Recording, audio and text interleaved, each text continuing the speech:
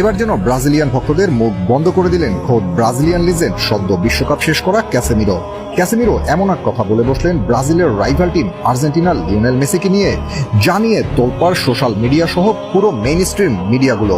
এখন প্রশ্ন উঠেছে, কি এমন বলেছেন ক্যাসেমিরো ইন্টার মায়ামির আজ এক পোস্ট ট্রেনিং সেশনে লিওনেল মেসিকে ফুটবলের ঈশ্বর বলে ভূষিত করে বলেছেন, লিও সে তো ফুটবলের ঈশ্বর।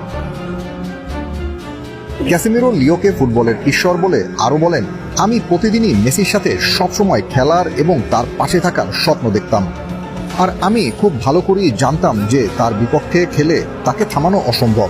মাদ্রিদ বা ব্রাজিলের হয়ে যখনই তার মুখোমুখি হয়েছি তাকে কখনো থামাতে পারিনি, এমনকি একবারও না।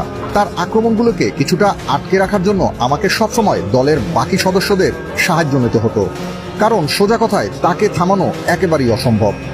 তাই আমি আমার ক্যারিয়ারের শেষ সময়টা মেসির সাথেই খেলতে চাই, ওর পাশে থাকতে চাই এবং আমি শুধু ওকে একের পর এক ট্রফি জিতিয়ে সাহায্য করতে চাই। সেই ফুটবলের ঈশ্বর। So team football friends and followers, rival হওয়া সত্ত্বেও ব্রাজিলিয়ান এই কিংবদন্তির মন্তব্যকে আপনি কিভাবে দেখছেন?